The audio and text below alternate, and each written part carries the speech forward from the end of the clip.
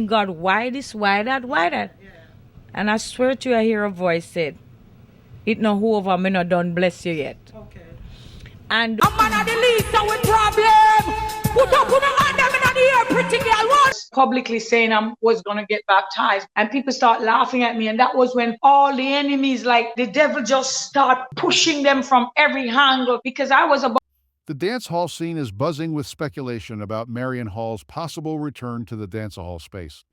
The born-again Christian has hinted at a return to her musical roots, with tongues wagging about her possible impact should she return to the space. Dance hall experts Professor Donna Hope and influential publisher Donna Van Watkins are confident that Hall's comeback would electrify the dancehall world. Lady Saw wouldn't have to blend in into dance hall now. Everyone would expect her to do a more mature kind of music, similar to what they got from Buju Banton when he made the transition from dance hall to Till Shiloh with a more conscious version of reggae dancehall music. I can see Lady Saw coming back to dancehall music, but she'd have to be a more elevated Lady Saw. She couldn't go back to the belly rub, a dub Lady Saw, and capture the audience, because the audience want that content from a younger source. But there is a space for Lady Saw because she has thousands of fans that would want to see her perform some of her songs, Watkins told the Star. He reasoned that Hall wouldn't even need to write new songs, as she has a countless number of conscious songs in her catalog that she could tour with. In addition, Watkins argued that many Lady Saw fans believe no one has filled the void that was created when she left Dancehall. I will never go back. Hall walked away from the dance hall scene in 2015 to embrace Christianity. Despite facing a tough decade as a minister of the gospel, she has remained steadfast in her faith. I will never go back to being Lady Saw, she said, while performing at Groovin' in the Park in New York last year. However, it seems Hall, who leads the Holy Ghost Pentecostal Church of Jesus Christ, is at a crossroads. I'm about to make some of the hardest decisions I've ever made in my life, which may take me back to a place I never dreamed of returning to, Hall wrote on her now-deleted Facebook account. She followed this post with what appears to be the announcement of a new dancehall song, urging followers to stay tuned on her church's Facebook page. Listen out for my new dancehall single.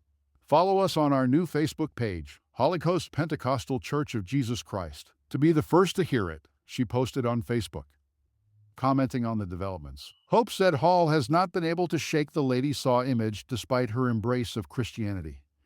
Based on the caliber of artiste that Lady Saw has been for over a long period of time, it's very difficult for her to shatter that image. Even though she has stepped away from dancehall in 2015, we have seen where she is still leaning towards the dancehall activities. Even when she came to Sumfest with the Kiss Out My Bible song and handing out Bibles. So there's a way where her whole packaging as a gospel artiste has a lot of dancehall inflections to it. Because that's what she learned her craft in, the music professor shared. She continued, many of us and people my age are actually waiting to see if she will either return fully to dancehall or begin to put out music that has more of a dancehall gospel flavor that seem a little more authentic to who she is. Because it must be a sort of struggle for someone who has been on top of her game internationally as a renowned female in dancehall for decades, to become not just a gospel artiste, but a minister. If she had made a switch to become a dancehall gospel artiste, it would have been a little more comfortable in terms of how she's presented, she said. Nordia Mothersill has been officially recognized as Grammy Award-winning songwriter. The Recording Academy last week awarded the Jamaican with a certificate, acknowledging her pivotal role as co-writer on the song, Robbed, which was part of the Grammy Award-winning album, Colors of Royal. Mothersill shared her achievement on Instagram, posting an image of her Grammy certificate with a simple, heartfelt caption, "Grateful." This accolade marks a significant milestone in her burgeoning career, highlighting her remarkable talent and dedication to her craft. Mothersill is currently promoting her latest single, Walk Away. She is also aiming to drop her debut EP, Broken Child, later this year. Born in Islington, St. Mary, Mothersill's musical journey began at the age of 10, deeply influenced by the soulful sounds of Tracy Chapman, Luther Ingram, and Etta James. Her early passion for songwriting was nurtured through performances at Marymount High School and regular church singing, laying a strong foundation for her future in music. Mothersill recorded her first single, Ice Cream and Chocolate Bars, in 2017 with Reef Records. Her career took a significant leap forward in 2019 when she caught the attention of renowned producer Ainsley Notness Morris through an Instagram competition. eventually securing a spot on Notness's King Midas album and a contract with Notness Records. Her single, Sorry, from the King Midas album, received widespread acclaim, solidifying her status as a rising star in the Jamaican music scene. Demonstrating her versatility, she released We Rise in January 2020, featuring collaborations with prominent new generation dancehall artists such as Daddy One, Jaffras, Quada, and Intense. Following this success, Mothersill contributed to the powerful 15-artiste collaboration We Are, featuring reggae legends like Itana, Richie Spice, and Julian Marley. Mothersill's songwriting extends beyond her own performances, having penned tracks for several renowned artists. Her dedication and talent were ultimately recognized with a Grammy Award in 2023. Virgonation showed up in full force for Romain Virgo at his Gentleman concert in Kingston on Sunday, filling up every nook and cranny of the Ranny Williams Entertainment Center, which was transformed into a mega space perfectly suited for an artiste of his caliber. It was such a blessing to see the turnout in Kingston on Sunday night. I was surprised, but not so surprised because they have been asking for this show since March. And it's just amazing to see people who have been supporting me from day one and people from Virgonation movement just coming together. It feels like one big family reunion. Big up to Kingston, and we are forever grateful for the love and support that I felt, Virgo told the Star in a post-performance interview. He is currently touring in support of his new album, The Gentleman. It was a night of many highs. For example, Virgo's friends such as Chris Martin, Agent Sasco, Jesse Royal, and Prodoge joined him at various times to thrill the fans. There was the big entrance from the chairman of the board himself, Barras Hammond, that sent the crowd into a frenzy, which Virgo described as history-making.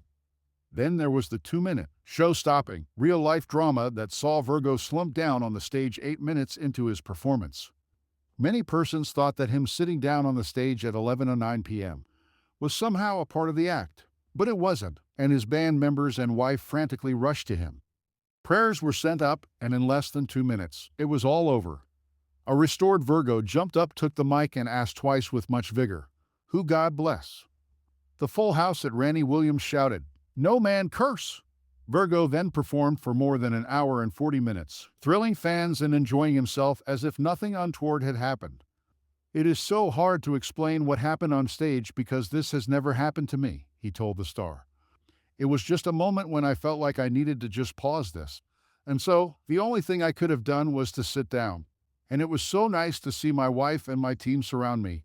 They were praying. And within seconds I was good again, and in that moment I knew that I was good enough to do the show. I could see it on the faces of everybody who was there that they were very worried. For about the next 2 songs. And the moment when I told them that I was fine was when everybody was back to the show itself. The Who feels it knows it singer explained. He added, "Things like these will happen whatever you do in life, and you just have to find ways to bounce back. I am grateful because it could have been worse. I am happy that it wasn't, and I was able to pull off the show."